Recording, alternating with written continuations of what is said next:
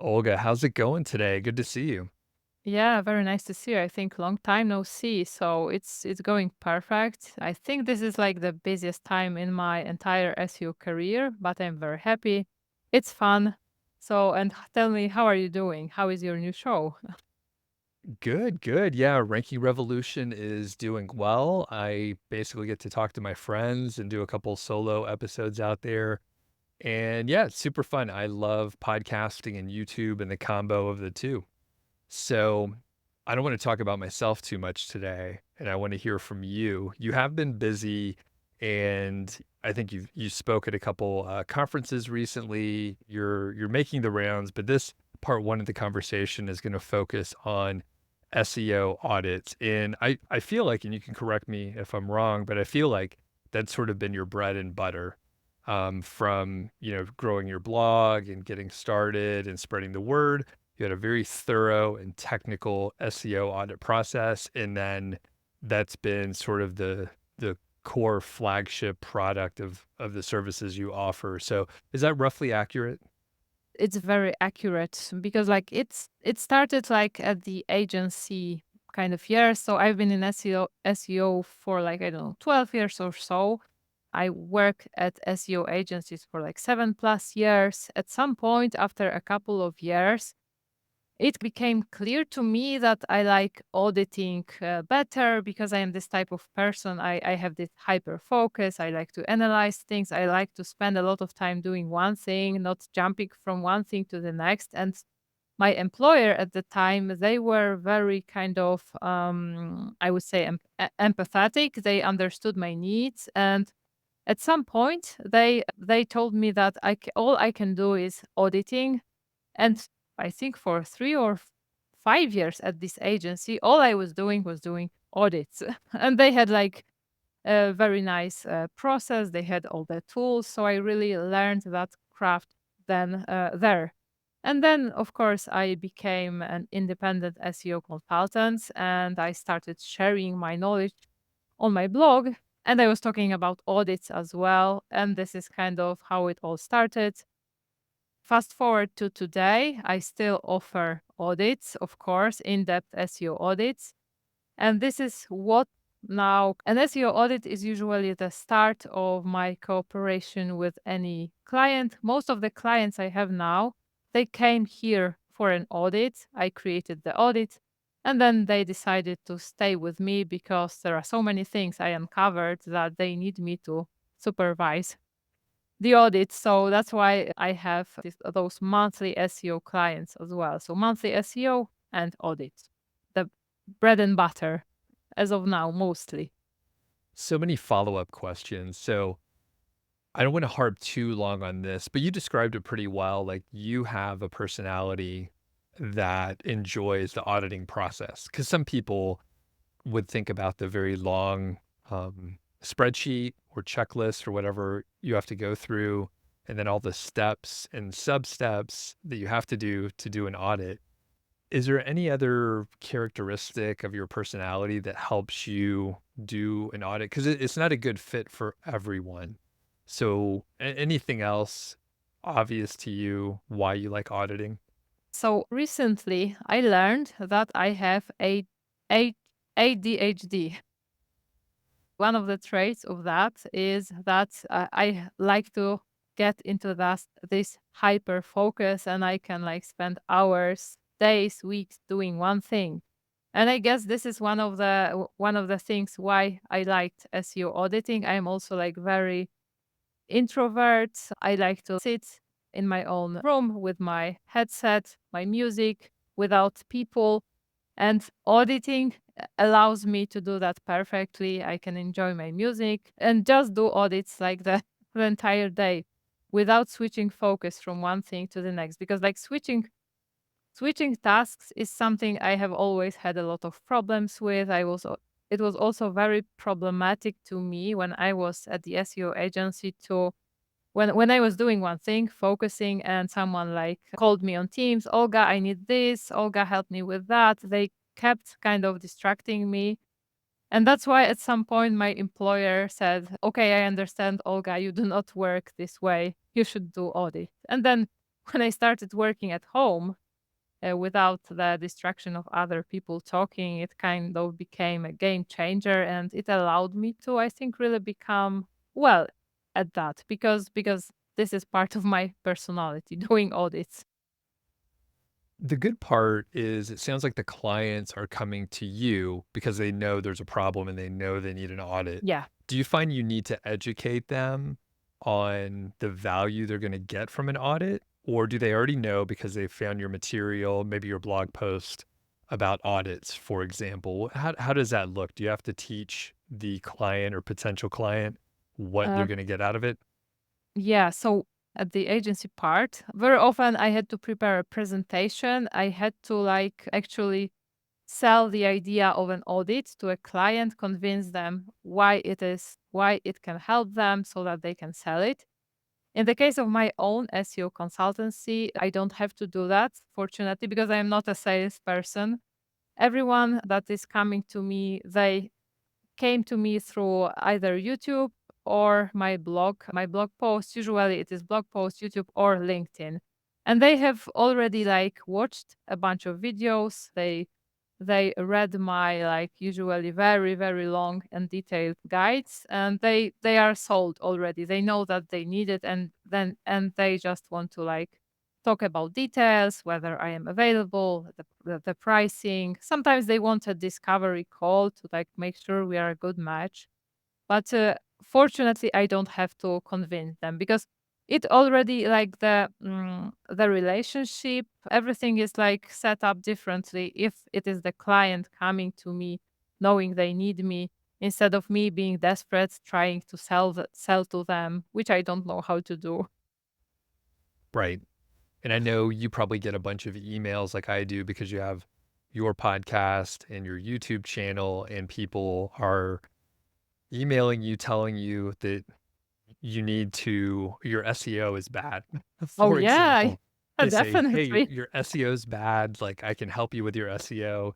And it's the most misdirected kind of pitch because we obviously know SEO and they have no idea who they're pitching. Yeah, And yeah. yeah, I like it's think not going to work. yeah, I think even Google receives those messages that you should improve your SEO. Very often they find some random keyword and send an email saying you rank on position, I don't know, 25 for this keyword. There is a huge missed opportunity. I am aware that my blog potentially I could rank better. I could have a lot more traffic. I could work on some of those keywords, some of those guides, but the reality is I don't have time.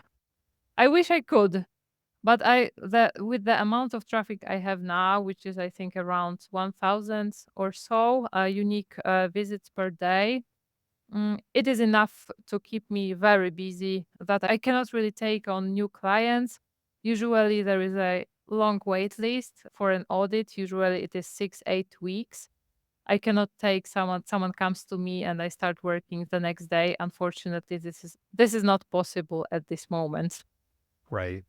So that means there's a big opportunity out there. So, a couple things. We're actually going to talk about the funnel design and the audience building that you did because you covered something really special there where you said you don't have to sell, you don't have to educate the client.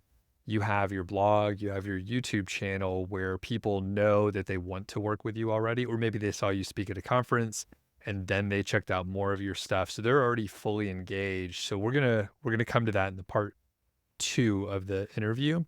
We're not going to go deep into the step by step of the SEO audits because you have covered that elsewhere. So we'll link up to that.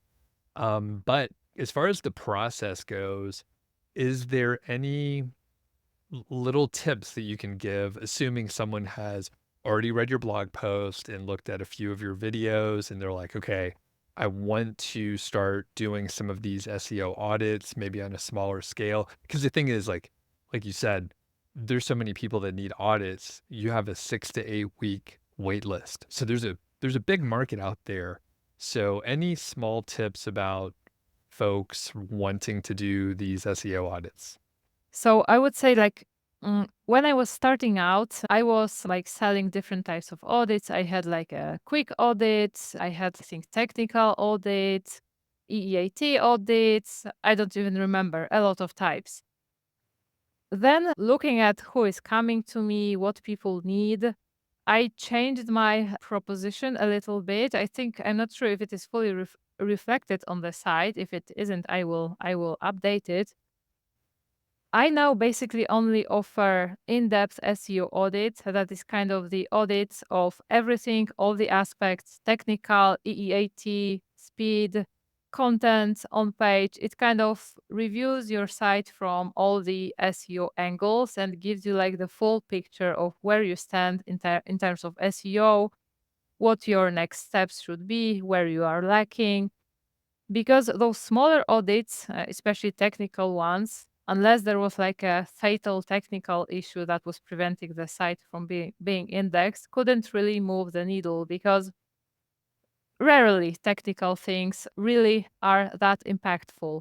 And with that holistic approach, I can always find a ton of things to improve, a ton of opportunities, a ton of even kind of quick fixes, and those audits usually lay the grounds of a solid SEO strategy for a year, for half a year. So now basically it is only in-depth SEO audit and traffic drop analysis. Basically these two, sometimes they are combined together depending on the client. Are there any specific tools or apps that you use that are critical to do these audits? So a bunch of tools. I always start any audit with a like kind of a manual review, simply browsing the site as if I wasn't an SEO, checking it on my phone, checking it using like different Chrome extensions, SEO extensions that quickly let me check some SEO elements like Chrome Web Developer. So this is always like the first part. And very often it already gives me a lot of ideas. I can also give a lot of tips to a person who just wants like a quick review. Sometimes it happens during the discovery call. But then the next logical step is to obviously go through Google Search Console and Google Analytics. Google Search Console is probably the most important because like all the technical crawling issues, indexing issues, performance ranking, all the stuff that Google is seeing and reporting on is there. So Google Search Console is like essential tool. And of course, crawlers. So depending on the size of the site. If it is a small site, I can use a desktop-based crawler. So it is usually Screaming Frog or Sidebulb or both. Sometimes I crawl the site with multiple crawlers to get more data, get a better picture. But of course, you have to be wary of not killing the site depending on the server, its settings, there are different like kind of nuances here. In the case of a bigger site, a cloud-based crawler usually is better, so Jet Octopus. If the site has any JavaScript functionality, and most of them do, you have to do JavaScript rendering as well. And then, of course, all those basic SEO tools like SEMrush, Ahrefs to kind of see the visibility. You can also like plug those tools, including Google Search Console, into the crawler like Screaming Frog so that you can just combine all this data into one. You can also connect PageSpeed Insights API to Screaming Frog. So you can have the totally full picture with one crawl. So that would be, I would say, like the basis. But of course, there are a ton of other tools. There's also like Cora, I am talking about a lot, which is probably better for on-page SEO than for auditing per se, but it can also help with an audit because very often during the audit, I have the on-page SEO section and I check if the site is even optimized for any keywords, if any keyword mapping has been done. Very often it hasn't. So this is where I also use Cora to kind of show the potential, the opportunities that there are for the client in terms of on-page. So this is sort of a two-part question.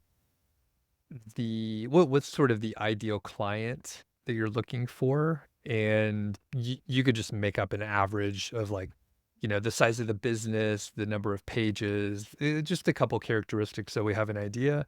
And the real question is like, how long does it take you to do the average audit? So who's like sort of your Uh-huh. ideal, most average client? And then how long does it take you to do that sort of an audit?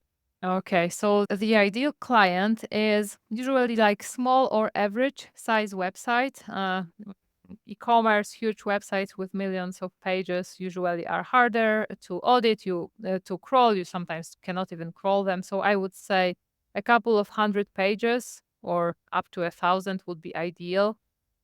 The site on WordPress or some CMS I know, and the client who is willing to actually implement the changes or is willing to trust me enough to give me access to the site to maybe implement some of the changes.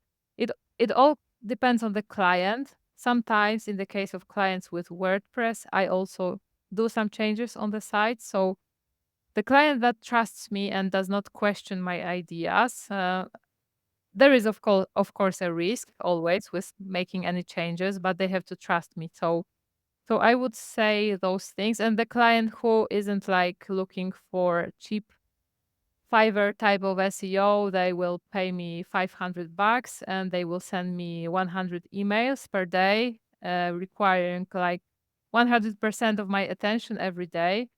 The client that understands that it is my time and it costs, and my experience also costs, and that an SEO audit is a long process. So the second question, depending again on the size of the site, it may be 20 hours, but I also did audits that took me 80 hours. I think the biggest one was around, I think, 100 hours. So if I'm going to spend like 2 weeks, I have to be paid for that, right? So unfortunately, those things come at a price because the level of depth, the level of recommendations I provide is very, very deep. These are usually very long Google documents with screenshots, recommendations, links to like spreadsheets with specific examples. And the client has to have time and willingness to go through that and actually work on those as I suggested in the order I suggested. So that would be my answer. All right. And so are you able to talk about pricing and the packages and Yeah. stuff? Okay, great. Yeah, sure, sure. So we have a big range here. So it sounds like around 20 hours for like an average, maybe a little bit more. I mean, I could imagine it could creep up a little bit. So talk about the package or packages that you offer. Is this like a flat rate, project based situation, or is it blended where it's partially hourly? Is it fully hourly? Because I could see a situation where you get started and then you're like, oh shit, this is going to take 4 times as long as the average one. And I could create a significant problem for your whole workflow and your sanity. So how do you design these packages? Yeah, actually, I had a situation like that not long ago where I heavily underestimated the project. And when I got to doing that, it turned out that like 5 times more time and money is needed. But it doesn't happen very often. I usually am okay at estimating. So I would say the standard in-depth SEO audit starts at around 5K, and it can go up to even 15, 20K if it is like a huge e-commerce website that has a ton of problems, millions of URLs. Because sometimes investing those even 20K into an audit and me fixing the things that makes them lose millions of dollars is nothing. Like I had this situation a couple of months ago. A huge e-commerce store came to me and they said Google is non-indexing them. They have a ban and they're losing millions of dollars.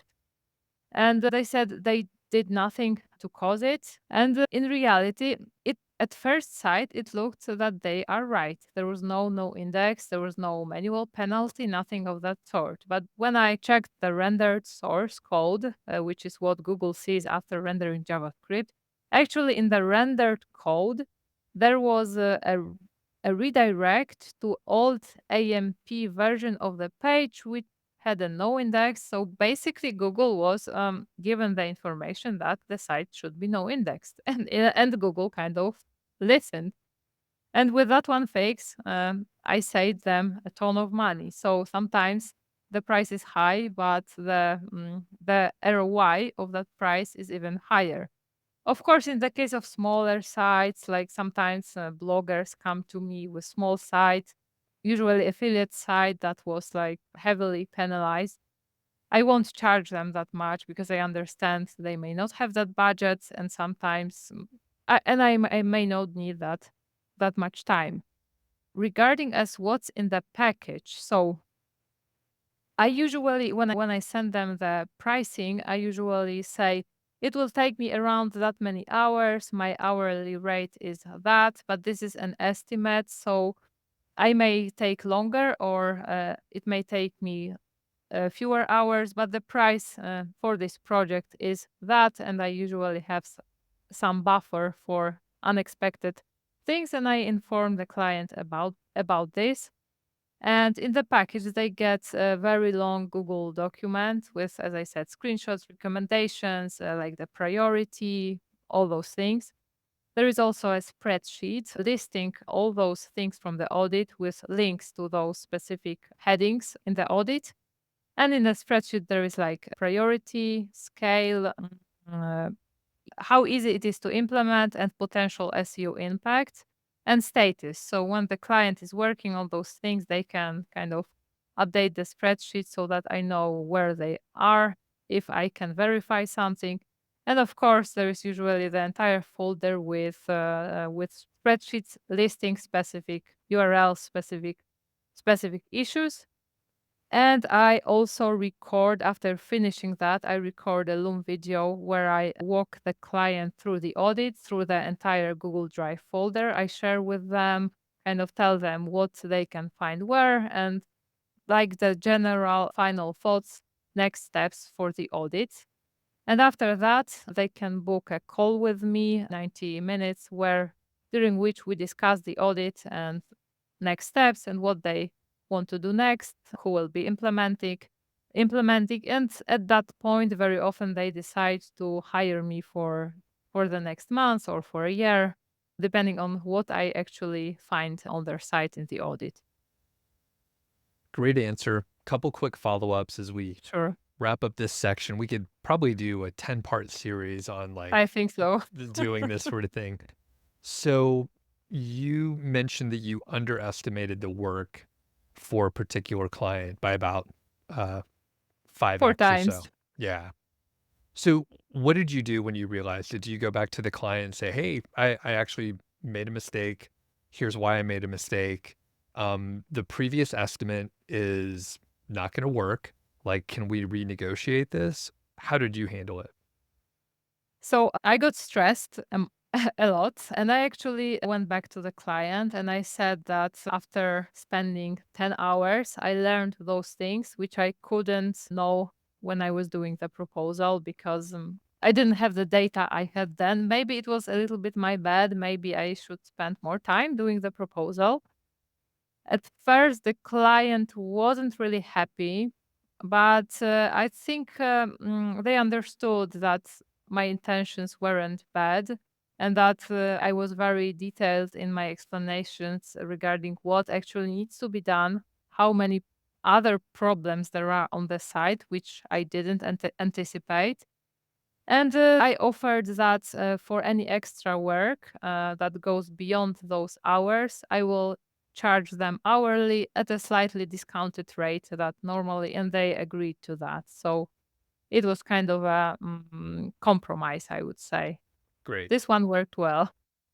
Right. Yeah, and I think, like you said, you didn't have any ill intentions, so they understood that you were very detail oriented. And the thing is, like from my external perspective, obviously, it would be more stressful if I was actually dealing with it. But if you have a wait list of clients and you're like, okay, I undercharged for this one client and I can cut my I could refund the money, say, hey, this contract is null and void, whatever your escape clause is in your contract, you get out of it, you lose 10 hours, but you don't lose the other 40, right? Yeah. Like you could have just cut your losses, it's a sunk cost and move on.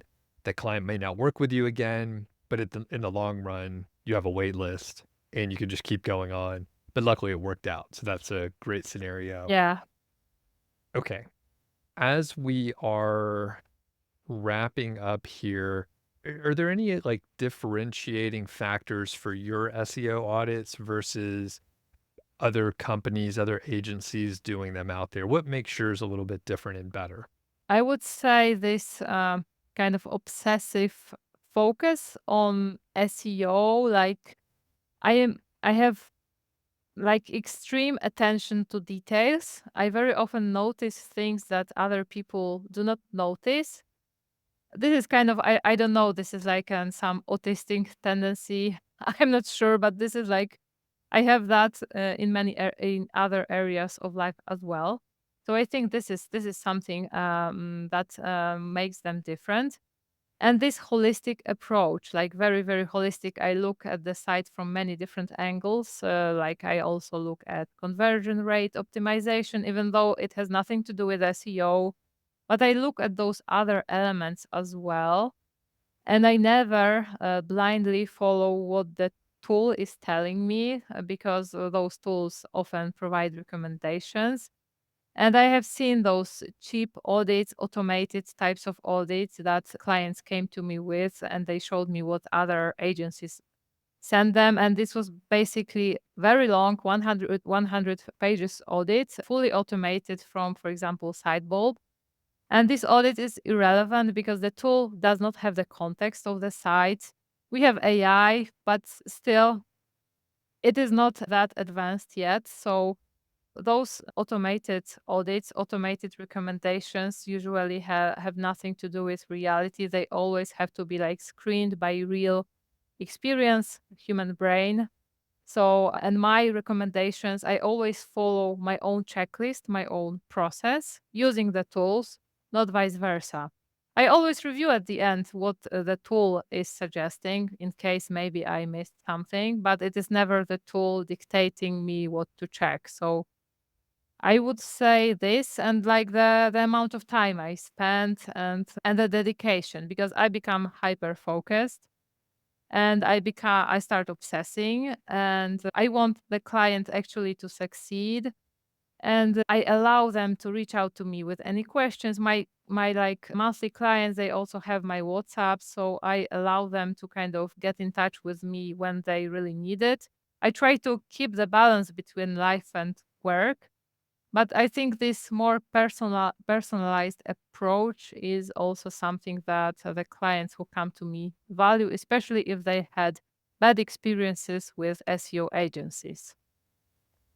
Perfect. Okay, I think that's a good it's a good wrap up here. And I think, people should obviously see the big opportunity here again with the wait list that you have, but you put a lot of time into, I guess, generating the wait list and creating SEO Sly and the YouTube channel and all that stuff. So we'll get into that. Before we do move on, is there any final thoughts about the audit process or anything like that that you want to mention? And we'll link up to all your auditing resources so people can kind of take a look at what you have going on. But any final thoughts? So something I already said, never trust the tool, what it is telling you. Always use your human brain when auditing. And I would recommend people to subscribe to my newsletter because in my newsletter, I will be sending some coupon codes for my upcoming course all about SEO auditing. I think now maybe this course is already live. And in this course, I teach my entire process from start to finish. And if you finish that course, and you are willing to learn, experiment, you will be able to basically recreate what I have done and charge people like 5K per audit. So this is the only way for me to kind of scale my time and my knowledge because I have just as much time in a day. That's why I decided to go that route, creating SEO Site Pro, where I teach people my techniques and the course, which also SEO Audit Mastery course, which teaches all things SEO audits. Perfect. Well, it's always a pleasure to catch up. we will link up to all the places that you're at, but is Perfect. there like a home base that, people should just go to find all your stuff? I would say seoslide.com and seoslide.cloud, the two, and you will find everything that you need there. All right. Perfect. Well, we will catch up again soon, and thanks a lot for your Can't time today. wait. Yeah, thank you. Thank you so much. Bye bye, everyone.